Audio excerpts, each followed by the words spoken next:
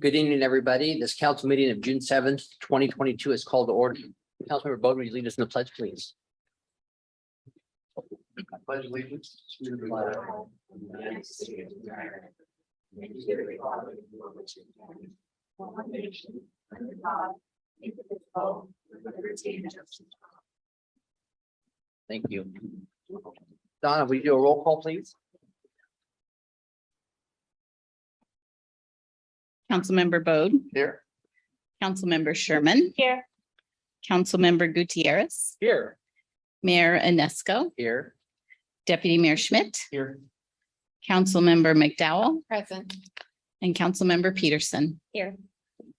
All right, thank you, Donna. You're welcome. Does the council have any late changes to the agenda?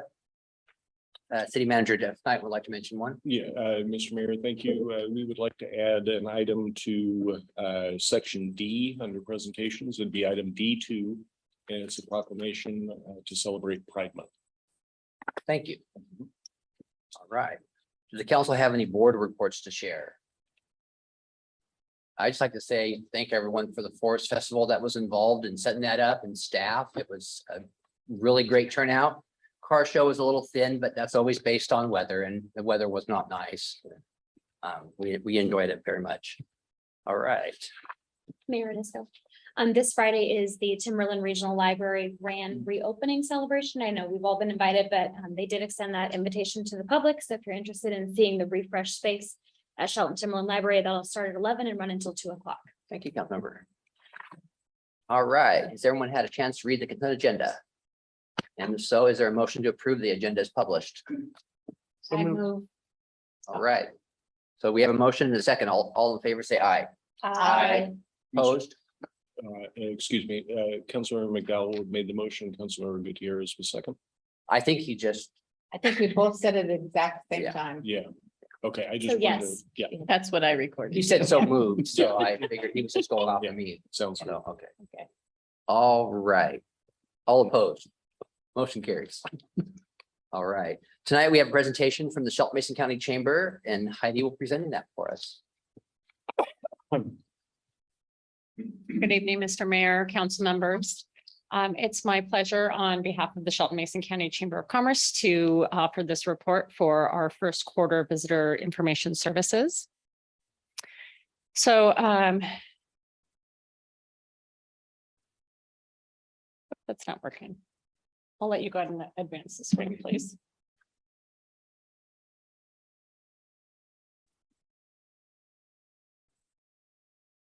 Okay, so first off, the total number of visitors served in first quarter of 2022 has increased by 229% compared to that same period last year. It is of note to mention that it's also increased 10% over 2019 numbers. So we're surpassing our pre-COVID numbers as far as visitors to the city and the county. Phone calls have increased over that period as well. And then we added some memorabilia in June of 2021. That has been quite popular. We also have replaced some of the signage on the caboose. So we now have it accessible via buzzer. So when people buzz us, then from the chamber office, we can remote them in. It's kind of like the same thing you'd find in a school or hospital, so that we can monitor who's accessing that. So that's open Monday through Friday, 8 to 5. And then we also replaced the placard, which tells the history of the caboose itself as well. If you'll go ahead and. I guess I had that on both pages, but as you can see, we've added signage to the caboose. Go ahead and advance. Okay, so our top chamber Facebook post was the flower basket fundraiser. As you know, the chamber is responsible for fundraising for those in partnership with the city and Hood Canal Communications.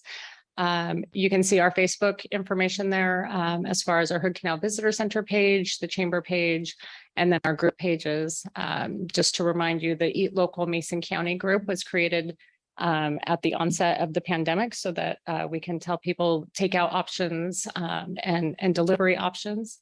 So we have just over 4,000 members on that page. And our Mason County Job Seekers group has just shy of 4,000 members, and a total of 945 jobs were posted in this group in 2021. The reach by city there, you can see Shelton by far surpasses any other city. I do like the fact that Olympia is the #2 on there. So obviously people are checking what's happening in Mason County and how to get the information. So go ahead and advance.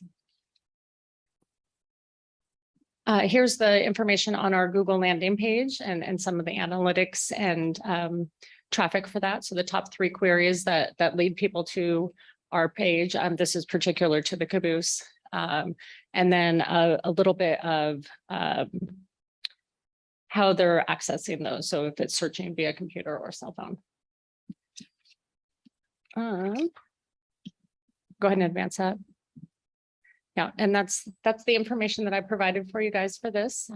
Do you have any questions, or is there anything you'd like to see in the future on this report? Questions? Love that picture. Thank you, Heidi. Thank you. Thank you. All right, our next item is a proclamation, LGBTQ plus month, and Councilmember Gutierrez is going to read that for us. Thank you, Mr. Mayor. So City of Shelton, June 2022, Pride Month.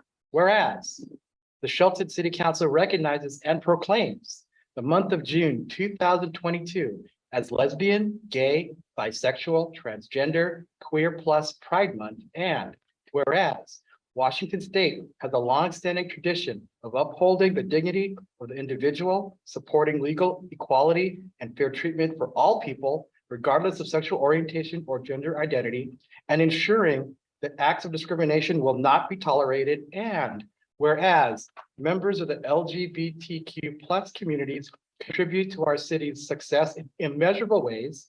And whereas the Shelton City Council observes June as a time to celebrate our dynamic LGBTQ plus community and foster a dialogue to promote healthy, safe, and prosperous school climates and communities for all. And whereas the LGBTQ plus community continues to be a target of violence, harassment, and discrimination by many, and yet continues to thrive with support of LGBTQ plus affirming spaces, agencies, and allies. And whereas because of the acts of courage of the millions who came out and spoke out to demand justice, and those who quietly toiled and pushed for progress, our country has made great strides in recognizing what those brave individuals long knew to be true in their hearts, that no person should be judged by anything but the content of their character. Now, therefore, be it resolved, the Shelton City Council recognizes June 2022 as lesbian, gay, bisexual, transgender, queer plus Pride Month in the city of Shelton. All people are encouraged to join in celebrating diversity and promoting inclusion and equal protection under the law, and to join together to eliminate discriminatory policies toward any culture, race, or group. Signed this day on the 7th day of June by your mayor, Eric Kaniska.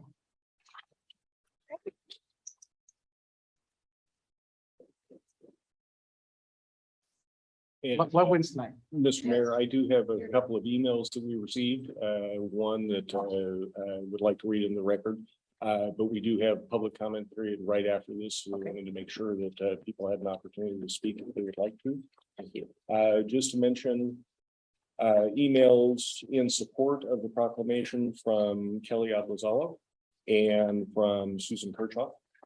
And I had a letter that was asked to be read into the record in full. So I'll go ahead and read that now. This is from Jill McKnight. And she says, "Dear council members, my name is Jill McKnight, and I have been an active member of the Shelton community since moving here 5 years ago. Thank you so much for the unequivocal support for the rights, freedoms, and equal treatment of LGBTQ plus people by making this important proclamation in Shelton. As a certified life coach, it is incredibly satisfying to see Shelton join many communities across the country to ensure the inclusivity of all. As a small town, we are all made better by wholeheartedly accepting every person as an important, valuable member of our community. In truth, we are all far more alike than not, and coming together to support one another significantly improves the quality of life here in Shelton. Furthermore, as the leaders of Shelton, being a symbol of tolerance models correct and appropriate behavior. This is particularly important for young people, many of whom are often the most vulnerable in society. According to the Trevor Report in November 2021, almost half of LGBTQ youth in small towns and rural areas state that their community is somewhat or very, in quotes, unaccepting of LGBTQ people. In fact, the rates of suicide among LGBTQ plus youth are significantly higher in rural locations than young people that identify as cisgender and straight. Understanding that they matter and will be accepted, no matter their sexual orientation and gender identity, encourages strong development and growth, ultimately leading to positive community involvement. Lots of problems in contemporary society call for a myriad of complex solutions. Today, as council members, you have the tremendous privilege of passing a simple, meaningful resolution that all people may benefit from. The proclamation that all in the city of Shelton are welcome. This leads the way for other organizations to follow suit and provide real change in our communities. The increase in positive mental health when inclusivity and tolerance are embraced is enormous. Thank you again for taking this step and demonstrating vital leadership in Shelton. I sincerely appreciate your efforts. Warmest regards, Chairman. Right. Okay. Moving on to public comment. Donna, do anybody sign up for public comment? Yes, we do, Mr. Mayor. Our first public comment is from Mary Eagleson.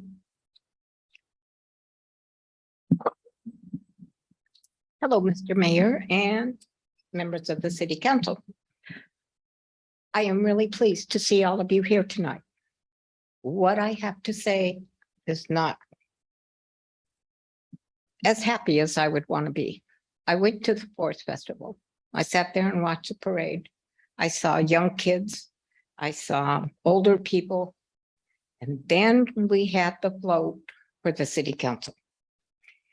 And it was really hard for me to sit there because a lot of people know how much I care about having a City Council.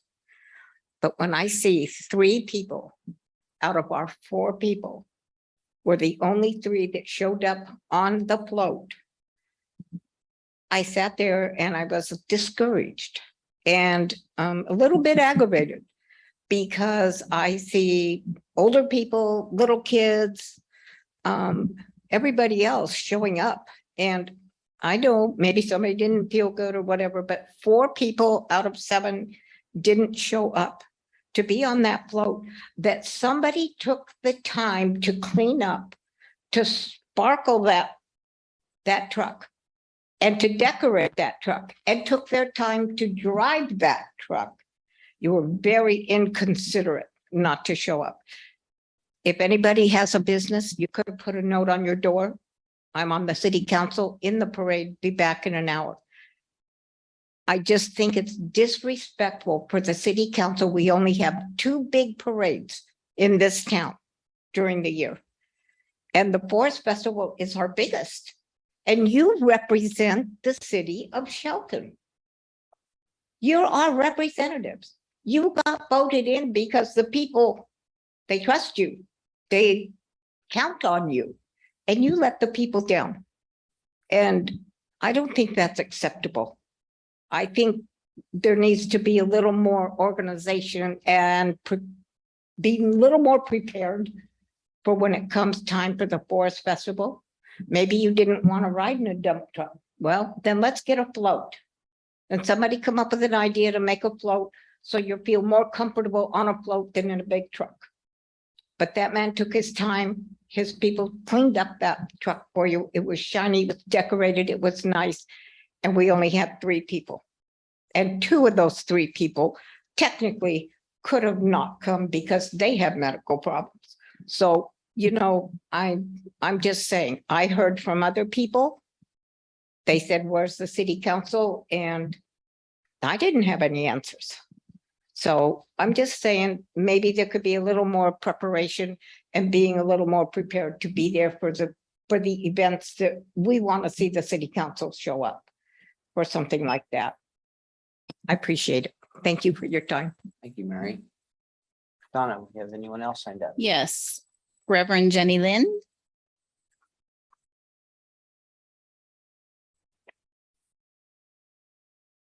I've never done this before, so I'm really nervous, but I want to say thank you very much for allowing me to do this. And say how very proud I am of our community and our council for taking the step forward in our community by making Pride Month acceptable for everybody. Because in moving forward, we have to look to the littles. We have to look to the ones that are watching us.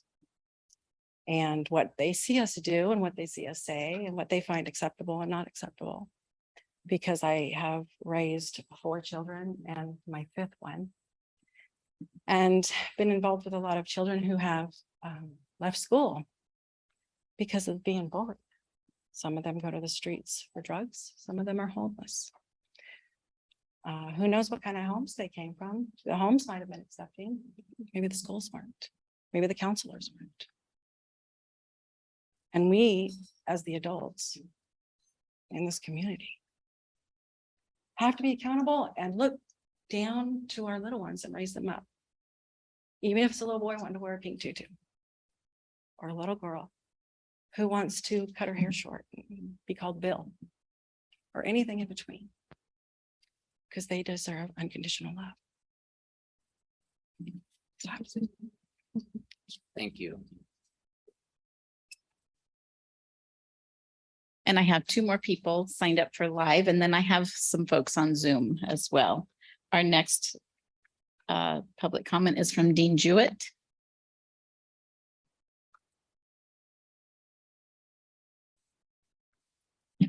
So I'm not going to speak my own words. I'm going to read from a Facebook page, Safe Seattle. And this is regarding our permitted camping that I am adamantly against.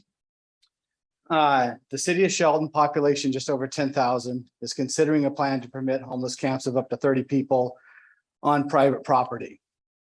The camps could theoretically be placed in someone's yard, but it's hard to see any homeowner taking this on, given that they'd be required to provide drinking water, sanitation, exterior lighting, and stuff for the campers. Unless they lived on a large property, they'd be inviting friction with the neighbors, whom they'd have to notify in advance of their intent to host a camp. The article from the Shelton-Mason County Journal doesn't say whether there's a maximum number of permits that will be issued if the proposal becomes law, which suggests they're not expecting a rush of applicants. In all likelihood, it'll be 1 or 2. I suspect that there's a particular church or group behind this proposal, and that's why it's coming up now. When asked by Shelton council member why Shelton needed to have a permitted homeless camp, city manager Jeff Knighton said, "I think to find resources, make resources available to people so we can make sure people are not sleeping in their cars," that type of thing. Something tells me Mr. Knighton's no more enthused about this proposal than the mayor or any other council members. But at least he has to try to present it neutrally. Analysis. Shelton might think it's being tough with these conditions, but a determined group of church ladies won't have a problem promising to abide by them. Once the camp is there, many of those conditions will be ignored, and the city won't do anything to the sanctioned camp. Supposedly, no one with an arrest warrant will be allowed in, but the ordinance has no mechanism for warrant checks. The sponsored camps Share runs in Seattle originally had a prohibition against campers with warrants too, but that soon went by the wayside, and there's no reason to think Shelton's experience will be any different. As with Seattle sanctioned camps, there won't be any requirements for the church host to verify that anyone in the camp is from that area. So instead of helping Shelton's own homeless, a camp could end up hosting people from wherever across the country as they come into our area. City manager Knighton said the camps would provide homeless people with resources and keep them from sleeping in their cars. But that's weak sauce. Many car campers in Seattle chose to stay in their cars and RVs over a tent, even a tent in a sanctioned camp, either because they felt safer or it was more convenient if they simply didn't like the climate. And the most glaring omission of Shelton's proposed ordinance is that it doesn't require a camp sponsor to provide case managers or a pathway to permanent housing. You could enter into a camp and exit with no proposed way to get yourself back on your feet. So anyway, I'm gonna make sure that this is forwarded to everybody so that you can read it for yourselves. But like I said, I adamantly oppose this. Thank you, Dean. Our next public comment is from Jackie Jewett.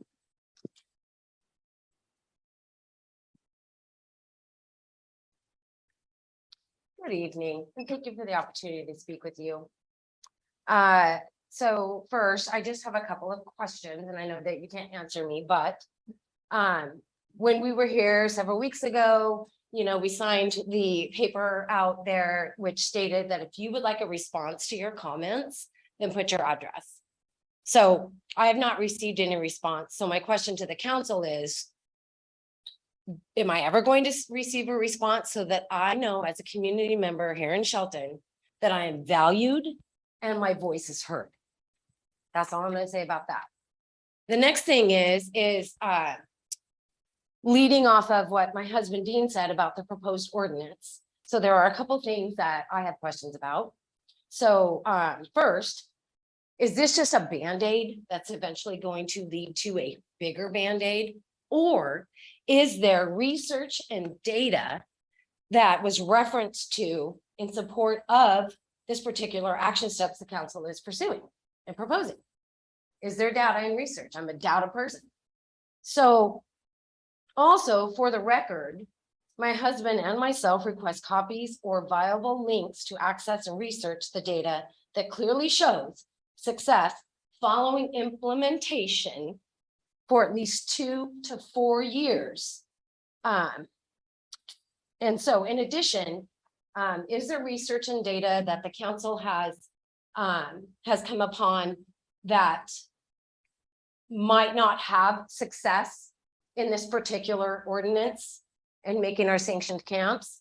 So, and if so, like, what are the barriers? What are some things that hinder those places that tried to implement this, did implement it, but after 2 to 4 years, the data wasn't there to support that it was helping our homeless people?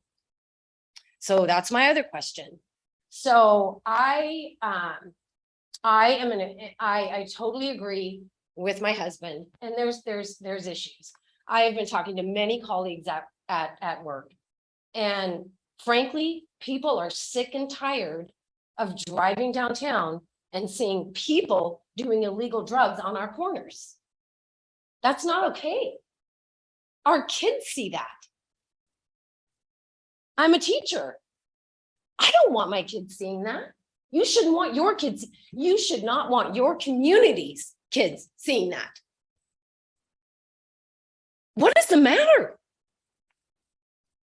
So we need to use data and research to find a solution to this issue, because it is seriously out of control. Thank you. Sorry. I get very tired. Okay, Mr. Mayor, now we have some folks on Zoom. And our first person is Dacia Dunbar.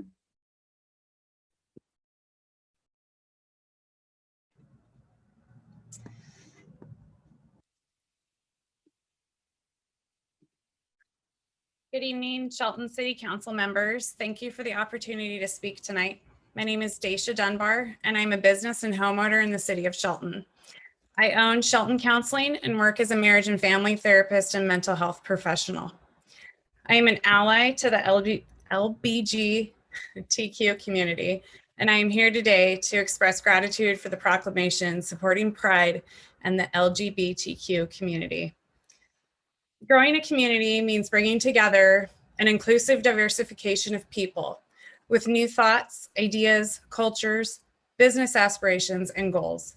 It is vitally important that we choose to stand up for those who need our voice, and it is imperative that we see ourselves, politicians, government staff, health workers, members of families, land and business owners as allies to the LGBTQ community. It is important we support them because they are us. Data from 2018 points to suicide as the leading cause of death among young people aged 10 to 24. And gay, lesbian, bisexual, transgender, queer, and questioning youth are significantly at risk. LGBTQ youth are more than 4 times as likely to attempt suicide than their peers. The Trevor Project estimates that 1.8 million LGBTQ youth ages 13 to 24 seriously consider suicide each year in the US, and at least one attempts suicide every 45 seconds.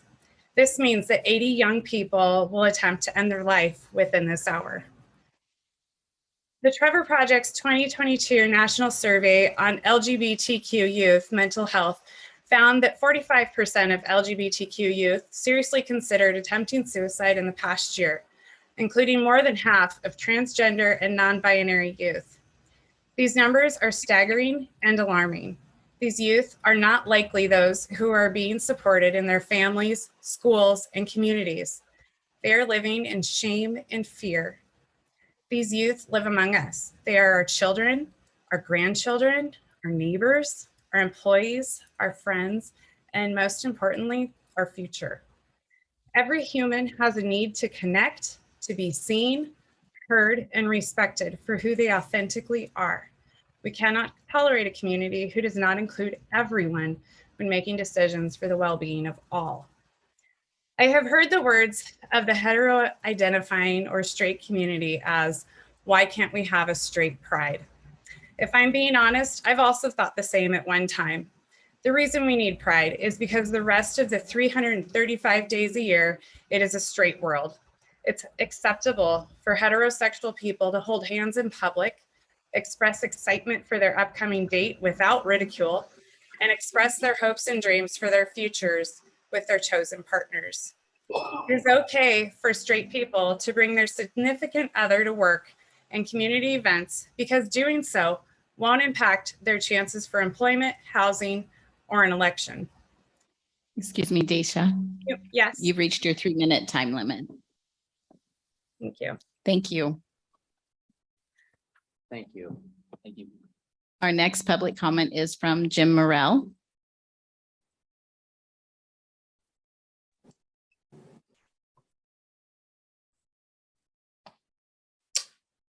Mayor Nisco, Deputy Mayor Schmidt, council members Bode, Gutierrez, McDowell, Peterson, and Sharm. Jim Morrell, Mason County resident and community leader here in the city of Shelton. I would have loved to have joined you in person, but tomorrow on behalf of credit unions, I'll be visiting lawmakers here in Washington, D.C. Thank you for recognizing June as Lesbian, Gay, Bisexual, Transgendered, Queer Plus Pride Month. As a community leader who is a member of the community recognized in this proclamation, and as many of you who are friends of mine know this about me, I would like to express my personal gratitude for the proclamation you have made today. For many in our community, sharing who you are is scary and something many feel would bring more harm than good. Unfortunately, there's messaging viewed today in this community, frequently at First and Railroad and elsewhere, that degrades LGBTQ plus individuals. Unequal treatment of LGBTQ plus people not only causes personal harm, it also causes economic harm. On the flip side, inclusive policies can boost productivity for businesses and our community. Your commitment to promotion of inclusion and commitment to eliminate discriminatory policies is enormously positive. It demonstrates a positive, caring vision for the city, a city that can and should accept diversity of any culture, race, or group, a city that includes all members of our community, a city that states diversity is real and inclusion is necessary. Your commitment makes a difference that goes far beyond the words on a page. It sets a positive tone that we should appreciate all people. Thank you. Thank you, Jim. Our next public comment is from Billy Thomas.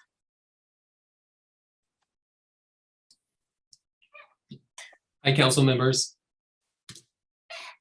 Thank you for the opportunity to speak about this special proclamation. I get the pleasure of meeting many people in my community, but for those of you I've not met yet, my name is Billy Thomas. Community involvement around equity and inclusion is very important to me, and I believe that this is what this proclamation accomplishes so well. June is Pride Month. Throughout the world, Pride festivals and parades celebrate the anniversary of the Stonewall riots and the recognition and inclusion of LGBTQ plus people in our society. Now, thanks to this proclamation, Pride is celebrated right here in Shelton. We need Pride now more than ever to support LGBTQ+ community members and to show them that equity matters, inclusion matters, and respect matters. Yes, LGBTQ+ people continue to face violence and discrimination, but proclamations of inclusion and dignity help put a stop to that. Proclamations like this show that we have leaders, allies, and role models in our city to offer safe spaces, stand up for what's right, and recognize the cultural contributions and acts of courage that this proclamation mentions. So as I mentioned before, community involvement around equity and inclusion is very important to me. In my day job, I am the marketing director for Peninsula Credit Union in Shelton. I also volunteer with the Shelton Family YMCA, Mason General Hospital Foundation, Sound Learning, and the Shelton Mason County Chamber. Hi, Heidi. I'm also a proud member of the LGBTQ+ community. The proclamation of Pride Month in Shelton provides dignity, equality, and safety for me and my husband to live openly and authentically, and I can't thank all of you enough for that. I commend this proclamation and the actions of our city council members to create safe, equitable spaces for our LGBT+ community members. Thank you for your support and happy Pride. Thank you for your comment. Our next public comment is from Clara Robbins. Good evening, council members. Thank you for allowing this time to speak. I'm a proud representative for the Shelton Family Y. I'm the membership director up there, and I am pleased to be here tonight to add my voice in support of the LGBTQ+ Pride Month and the increased awareness. I think Billy said it perfectly before this. At the Y, we strive to be a place that is welcoming to everyone. We hope to be a place where people feel safe to be as they are, who they are, and where they are. We see a lot of youth and teens coming into our facility, and we understand deeply how many struggles young people are working through today, let alone their own personal struggles of identity. So we hope that the Y can not only be a place where kids, families, and seniors can find wellness, but that they can find their community and they can exist in their community. We are so proud that this also includes the LGBTQ community, and we hope to continue to raise that up, bringing awareness and bringing safe spaces to Shelton. I look forward to working with the city and other organizations to better serve our community and specifically finding ways that we can better show up for our LGBTQ kids so that they understand that they're not only loved, but that they are supported and that they have a bright future ahead of them. Thank you. Thank you. And our last Zoom public comment is from Kevin Schilling. Good evening, City Council of Shelton, and good evening, City of Shelton. My name is Kevin Schilling. I'm the Deputy Mayor of Burien, actually, and a proud property owner in the City of Shelton. I thought it was important for me today to zoom in and to urge the City Council of Shelton to pass this important proclamation. The City of Burien just passed our LGBTQ Pride Proclamation yesterday, and I would love to see Shelton join in its Puget Sound neighbors in welcoming and showing pride to its LGBTQ population in the City of Shelton. I want to highlight one section of your whereas clause at the beginning that designates this month to be a part of showing respect and pride for the dignity of all people, especially when it comes to finding access to treatment, to healthcare, to non-discrimination laws and clauses in society for LGBTQ people. Speaking as a member of the LGBTQ community and wanting to express support for all members of it within the City of Shelton and the Puget Sound, I request and ask for you to pass this and show that support to the members of your community as well. Thank you so much. Thank you. All right. Moving on, we're going to recess from our regular meeting and open a public hearing. Community Development Director Mark Ziegler is going to, do I need to do this? Community Director Mark Ziegler is going to share information updating the Chapter 18 of Shelton Municipal Code. Good evening, Mayor, Deputy Mayor, Council members. Tonight, we're addressing chapter 18, which is our building construction administrative code. You may recall this chapter coming before you when the state adopts either the International Building Code, National Fire Code, or requires the city to make changes to our flood management program. Well, in response to our Development Code Steering Committee, the citizen group that's reviewing all of our development codes, we brought this back to that committee with some updates, really to clarify and bring more certainty, I guess, to our community, our building community, our development community, that is hard to navigate throughout the building and fire codes. If any of you have taken a look at those books, you can look at Sean's desk and the rows of books. They're quite difficult to navigate. There's also some generalities within those codes, whereas it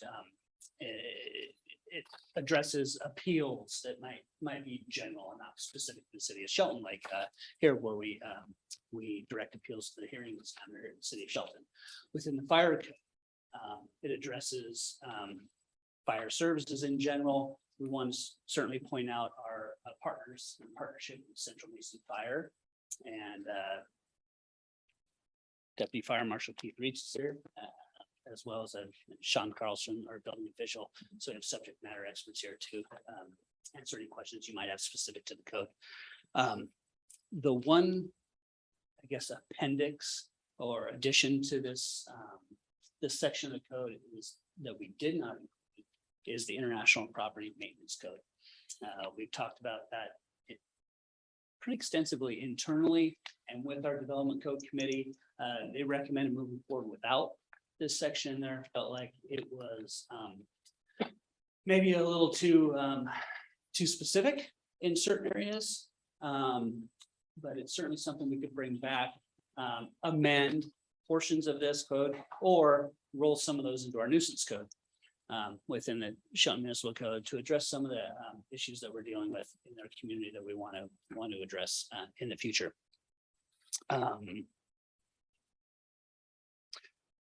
There's no changes within the flood damage portion of this code that was recently updated, and there's no specific changes within the 2018. So it's 2018 International Fire Code, 2018 International Building Code, which has all the other chapters like the residential code, existing building code, plumbing, mechanical,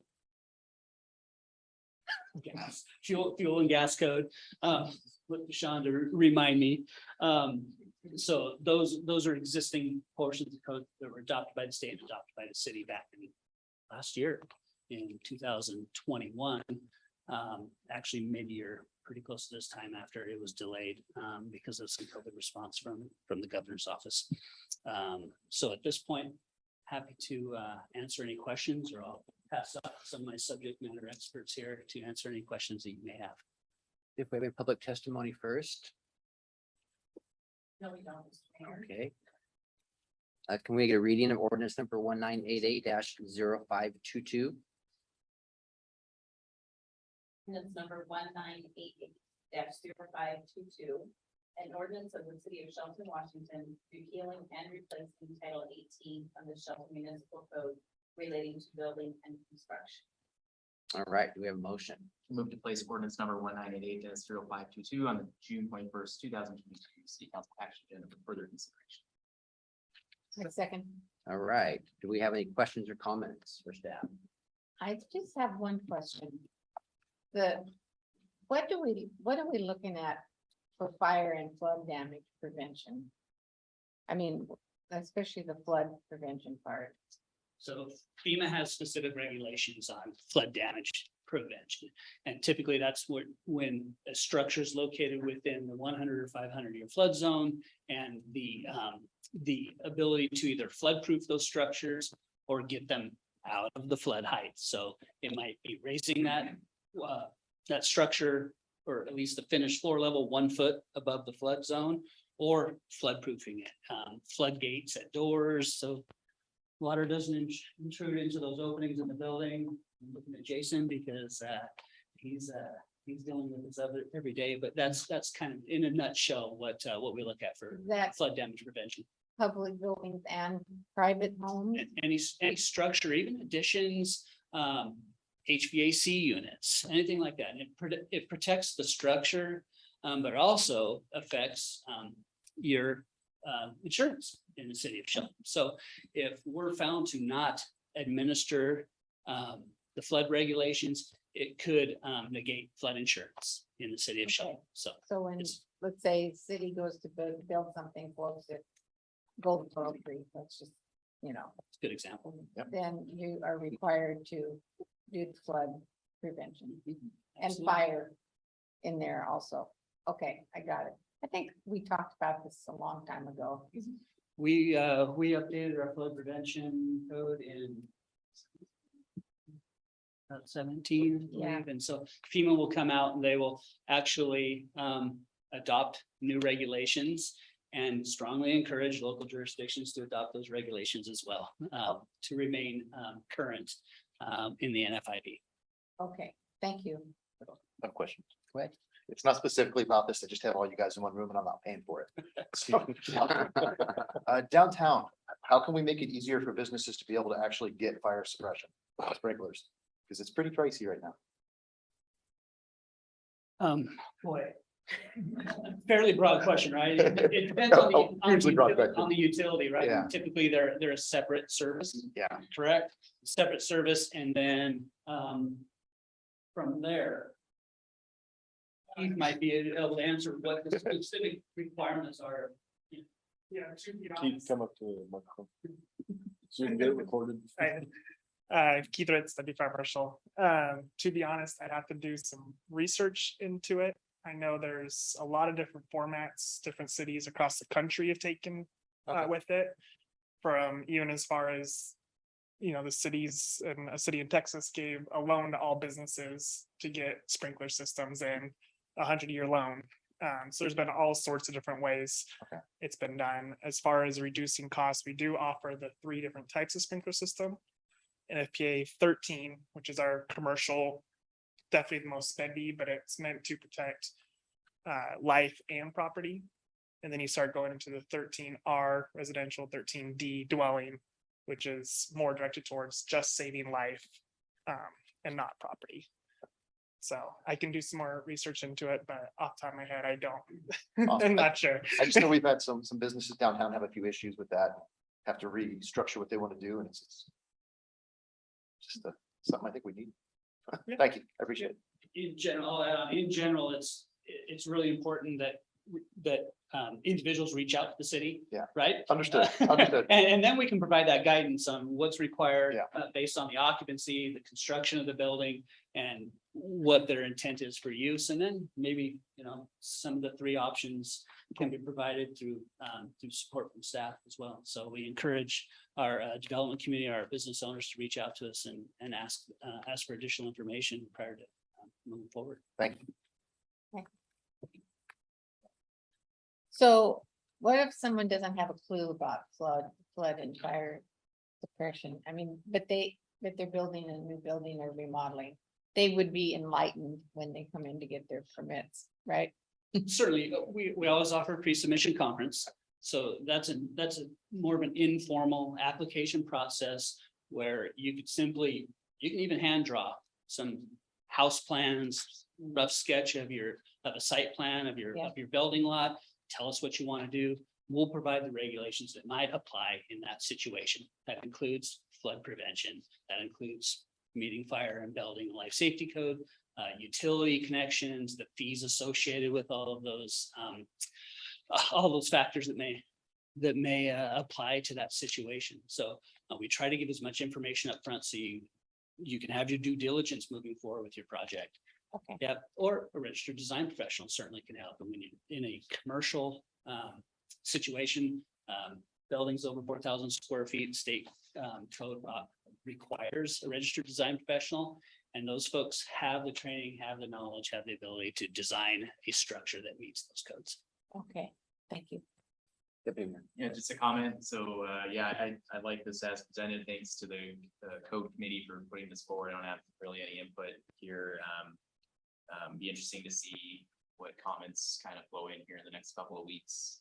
But otherwise, I just want to thank the group for their work. I'd also like them to reconsider the property maintenance code. I would be happy to do a driving tour of the city and talk about that.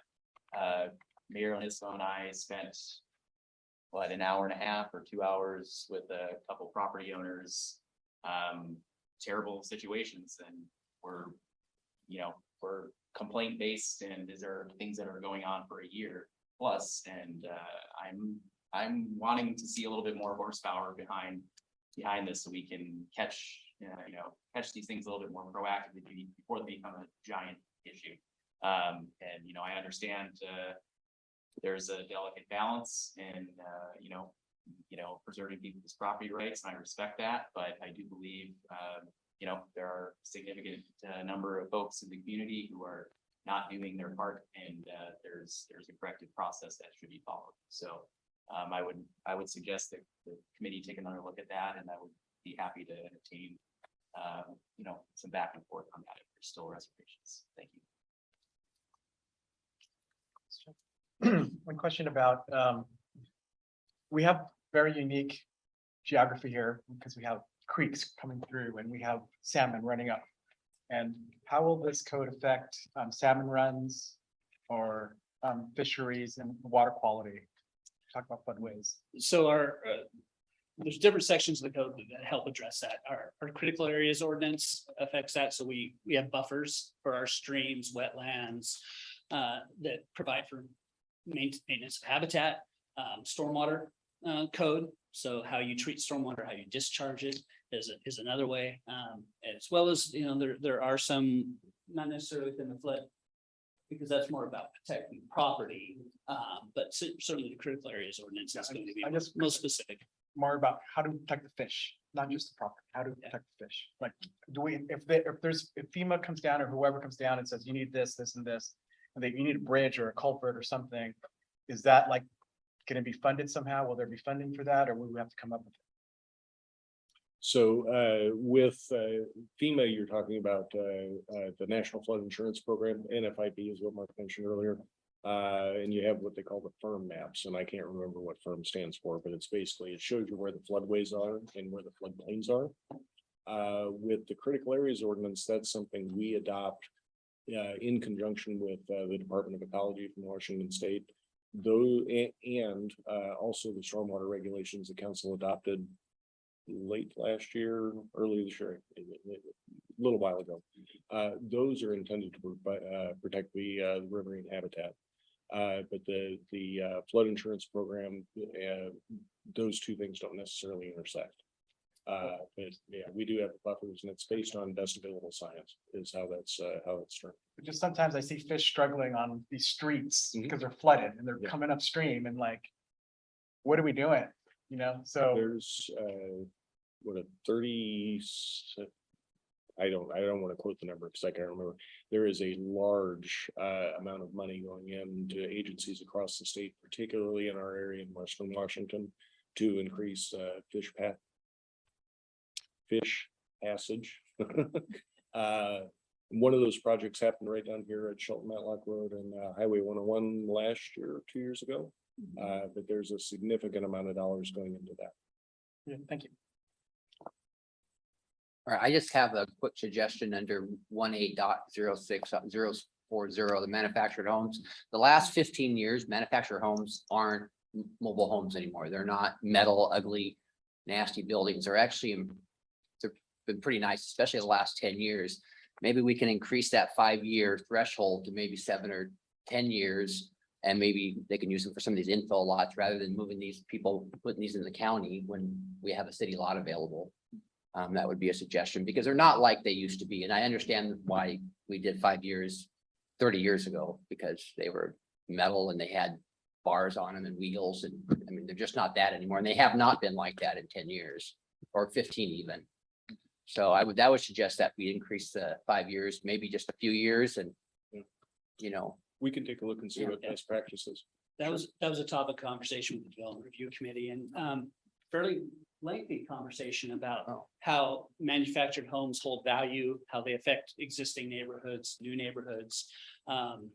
there was strong sentiment that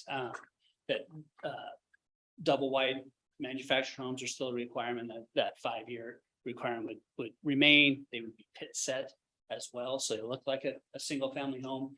And the recent chapter 20 point neighborhood residential zone 2008, thank you, and 20.64, the design requirements would apply to manufactured homes as well, stick built homes as well. So they'd have to meet that varying siding, if it's a single family home, they'd have to, have 3 of the combined architectural and design elements. So wrapping your windows and all your corners with trim, any wall opening, having 20 square feet minimum of covered front porch, front entry, what is variable siding treatments, dormers, and a number of things, that we presented in the menu would apply to manufactured homes as well. I would imagine they have them. I looked at those about 8 years ago before I bought my house here in town, and they're pretty nice, actually. Could you recite the code section again? I just. 18.06.040. They still have to meet energy code too, though,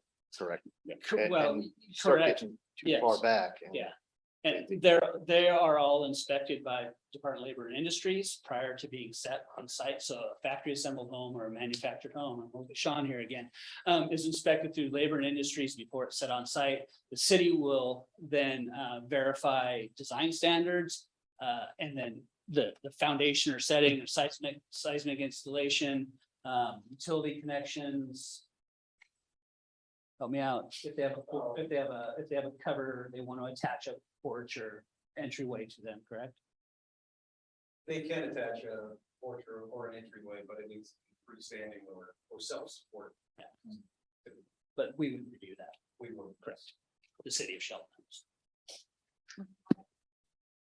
Mary? Yeah. Yes? No. Oh, yeah, no, sorry. Yeah, sorry, Mary. We can hook you up with Mark later. We can hook you up with Mark later. How's that? Yeah. Okay. All right. Any other council questions? All right, we have a motion and a second to place ordinance number 1988-0522 on June 21st, 2022, city council action agenda for further consideration. All in favor, say aye. Aye. Opposed? Motion carries. This public hearing is closed, and our first action item is the appointment of Historic Preservation Board members. Senior Planner Jason Dost has information for us. All right, Good thank you, evening, Mayor Panisco and members of the council. Hoping to fill the ranks of our Historic Preservation Board over the COVID era, which we're still experiencing to some degree. All of our existing board members' terms expire. So in April, we put out a request on social media for volunteers. We have received 7 coincidentally, which the code, chapter 2.76 of the Shelton Municipal Code governs historic preservation. Has a 7 board membership cap. We received 7. I'm glad about that because it meant we really didn't have to delve into and pick and choose, and I didn't want to be in a position, I was going to make you do the hard work, frankly. I wasn't going to be in a position where I was recommending one over the other. That was my plan anyway. The folks we received applications from are really wide ranging. If you read the staff report, I mean, we've got folks that have been on the historic preservation before recently, the terms expired over the pandemic, people that had been on the board previously in the 90s for better than a decade. We have contractors represented. We have fashion designers, art degree holders, business management. I mean, I'm going off recollection here. It really is an interesting mix, which is, if you read the criteria of the board, that's what's desired. People with an interest in historic preservation, people with diverse backgrounds in the trades, in architecture, in construction. This board helps us as staff review the management of our 2 historic districts and multiple historic properties and structures that are on the local historic register. They review changes to those properties. If somebody wants to do additions, they review new construction in the historic districts. They help the city if we're doing projects in a historic district. We run those by the historic board. They provide input. And they really, it's intended to help promote the historic resources we have in the city. And I should just read them off. So we're recommending, hopefully, that the council, I'm getting close to being a historic resource myself. So I have to put my glasses to read the actual names, so I don't miss anyone. We're recommending all 7 be appointed tonight, asking, hopefully we can take action tonight. Bill Busaka, these are in no particular order.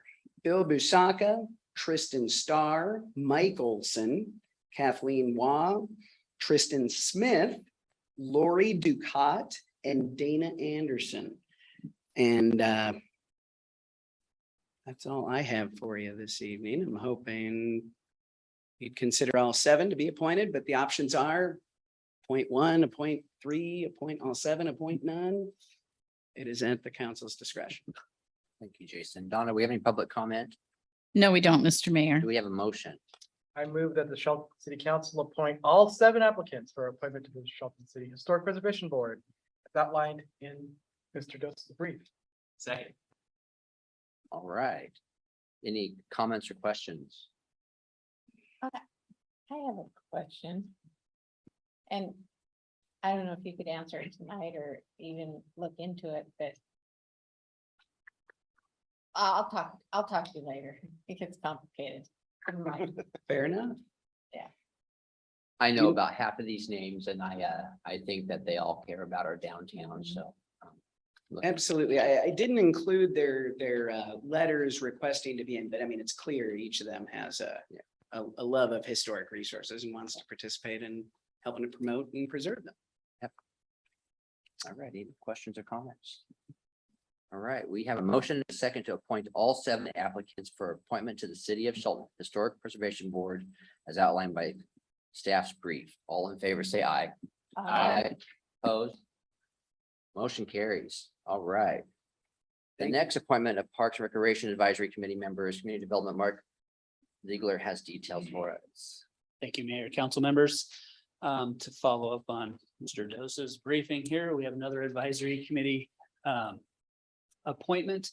We recently received a resignation from Deborah Dozier, who was appointed to the Parks and Recreation Advisory Committee with a term through December 31st, 2025. We received 2 letters of interest. And staff is recommending Sarah DeHart to fill the position on vacated by Ms. Dozier. Dana Anderson actually submitted a letter of interest as well, but as her eminent appointment on the Historic Preservation Board, I thought we'd certainly recommend Sarah DeHart for the council's appointment, as it just offers broader participation for more members of our community to assist us in our endeavors. So the staff's recommendation is to appoint Sarah DeHart to fill out Ms. Dozier's term through December 31st, 2025. Thank you, Mark. Donna, do we have any public comment? No, we don't, Mr. Mayor. All right, do we have a motion? I move to appoint Sarah DeHart to the Parks and Recreation Advisory Committee. Comments or questions? I'll second that. Oh, sorry. Sorry. Comments or questions? All right, we have a motion and a second to appoint Sarah DeHart to the Parks and Recreation Advisory Committee. All in favor, say aye. Aye. Opposed, motion carries. Our last action item is an ordinance regarding animal control. City Manager Jeff Knighton has information for us. Thank you very much, Mr. Mayor, Deputy Mayor, members of council. City staff, as you know, has been analyzing proposed updates to the municipal code to ensure clarity and concise regulations for application here in the city. One of the sections that we have identified is, well, 2 of them actually, Shelton Municipal Code 7.04 and 7.08. We've had several proposed changes to the code along with several meetings where we've modified the code based on council direction, starting in October of 2021. And then following on February 15th this year and April 12th of this year. So we have further revised the ordinance, including we changed a little bit of the section number just to make sure that it flowed correctly the way it was intended to flow. And we changed the the time period for animals in the kennel to 3 business days based on council direction. And you have both the strike through version of the code where you can see the changes that we've made and the clean copy version. And I'd be happy to answer any questions. All right, Donna, do we have public comment? No, we don't, Mr. Mayor. Mr. Mayor, if I could, I do have one public comment, written public comment for this code directly, and I'd be happy to read it when you're ready. Okay. Go ahead. All right. Dated June 6th, yesterday, to whom it may concern. For years, we have been dealing with continual damage to our cars and our property from other people's cats. Over the years, we have spent a considerable amount of money on various cat deterrents, such as ultrasonic pest deterrent, motion sensor sprinklers, and citrus-based scents to try and stop this damage, but it never ends. The hoods of our cars excuse me, I'll start that paragraph over. The hoods of our cars suffer continuous scratches and damage from multiple cats constantly jumping on them. The last couple of weeks, we have been refreshing our landscaping and putting new beauty bark down, and it's been turned into a giant litter box, not to mention the damage to plants. We have spent a lot of time and money trying to protect our garden boxes and have had to put fencing around them to try to keep the cats out. The cats have ruined our lawn furniture by climbing on it, have turned our bird feeders into an all-you-can-eat buffet. We have $10,000 worth of fencing that does nothing to stop this. The cats have done considerable damage to some of our fencing by sharpening their claws on it. We are tired of all the money and time spent on this problem. We don't feel that we should have to spend a few hours a week. We get away from work having to deal with other people's cats and their destruction. The owners of the cats are not being held accountable for their animals' behavior. Even the pet adoption places make you sign a contract saying you will keep your cat inside for its own safety. If dogs were to be causing this amount of damage to our property, there are repercussions for the owners because the dog is supposed to be licensed and on their owner's property, but for some reason, cats are allowed to be very destructive with no ordinances in place. As cat owners whose animals never bothered anyone because they lived inside, we do not understand why all animals in the city limits are not required to be licensed and stay on their owner's property. How much more of our time and money are we expected to spend on this? Attached is a sample of many pictures, and we can forward that to you. Thank you for your time, Eric and Joanna Rasmussen. All right. Donna, may we have a reading of ordinance number 1983-0122? Ordinance number 1983-0122. An ordinance of the city of Shelton, Washington, amending Title 7 and Section 7.02.010 of the Shelton Municipal Code relating to animal control. All right, do we have a motion? I have a motion to amend. First, we need a motion on the table and then we can. All right, we have a motion.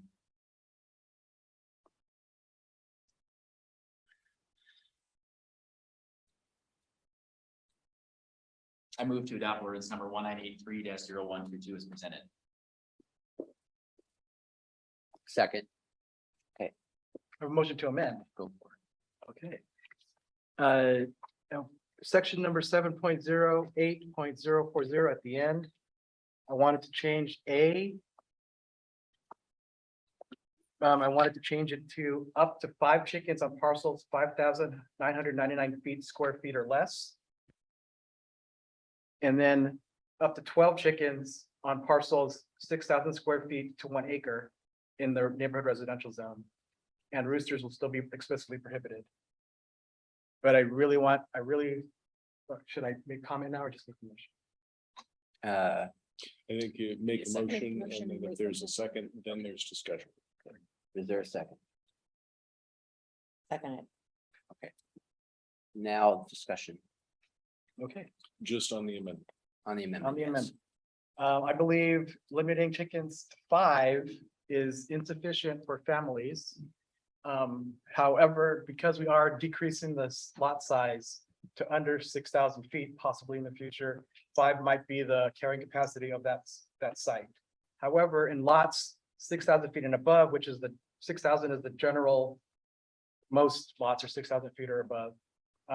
You need about 12 chickens to feed a family of 4 in this, and to have food security. And I know this from personal experience because during the pandemic, everyone's going crazy. I had 8 to 10 eggs every day and anything I could get out of my garden, and I was not worried at all.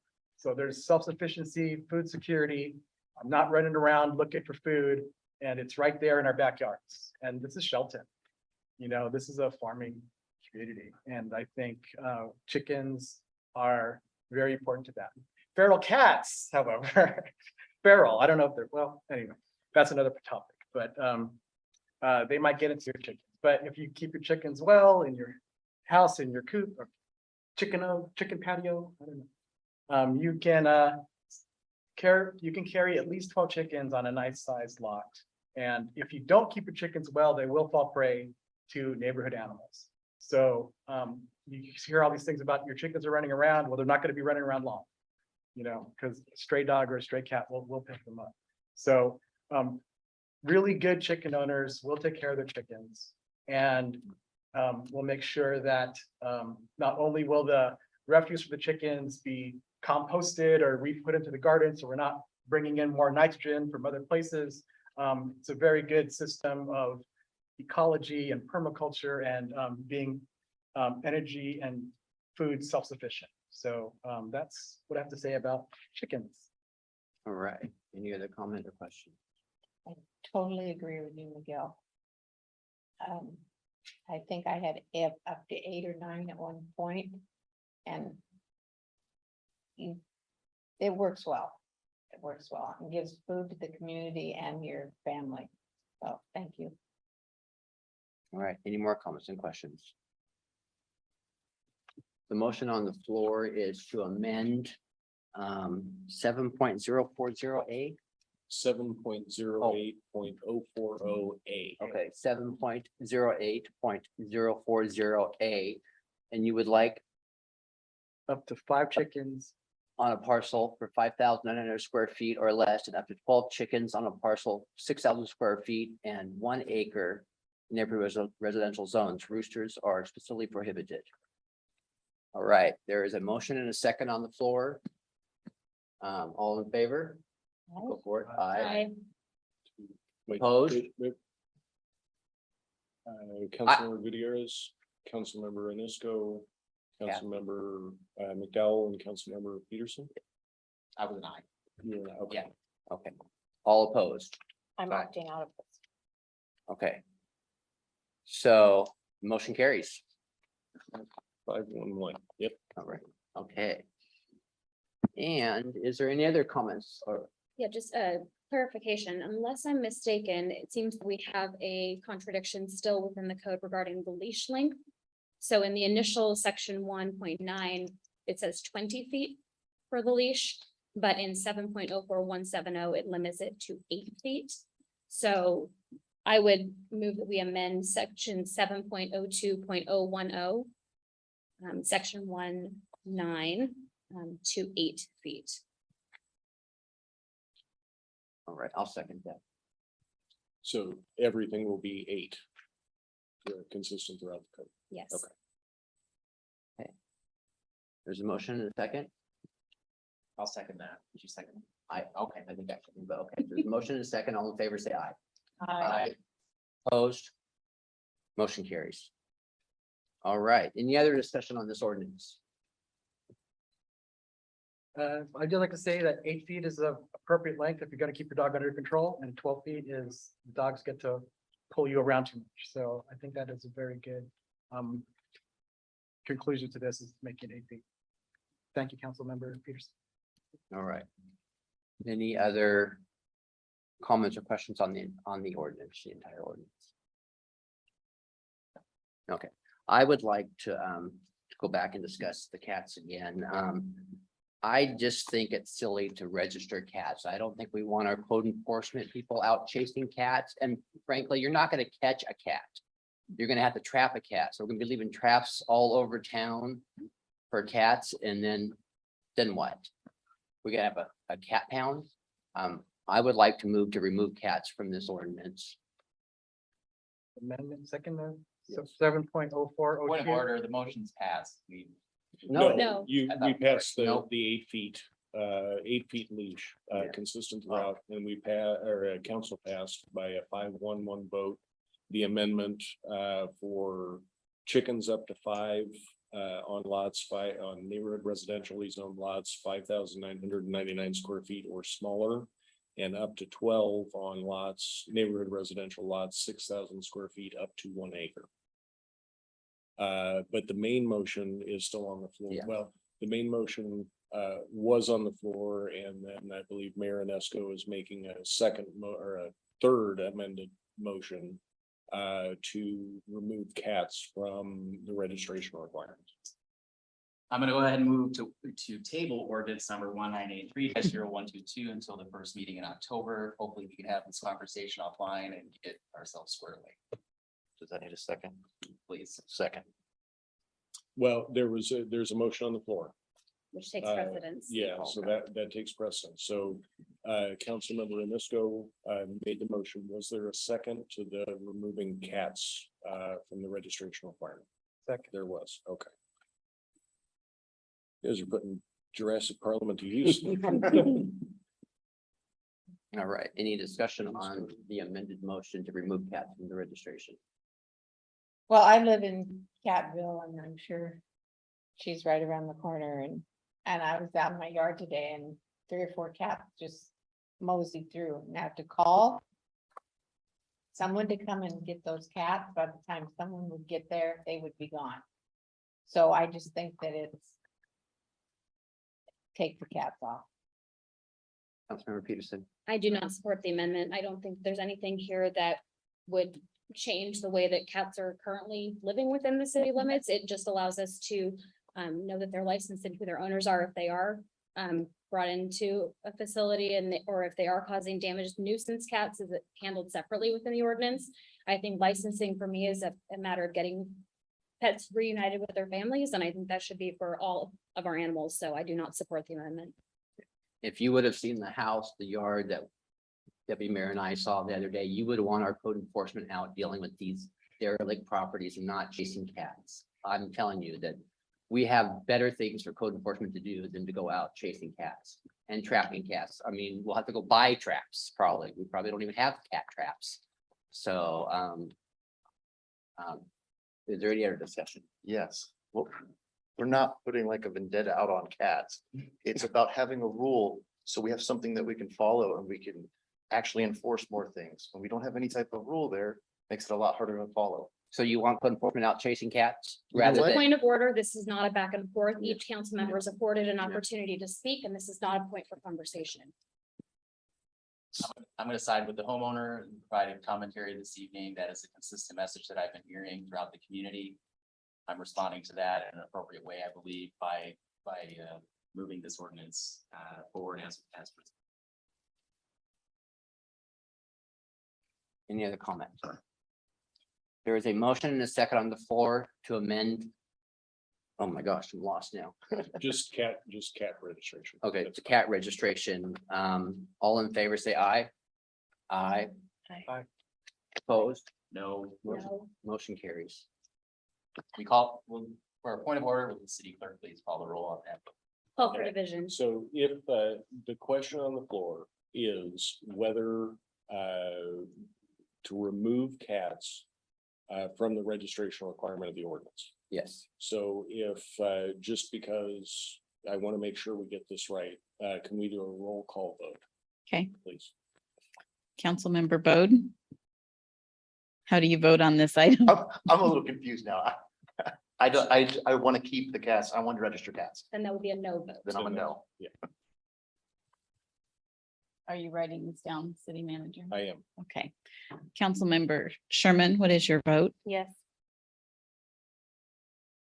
Councilmember Gutierrez, what Yes. is your vote? Yes. Marinesco, Yes. Deputy Mayor Schmidt, No. Councilmember McDowell, Yes. and Councilmember Peterson. No.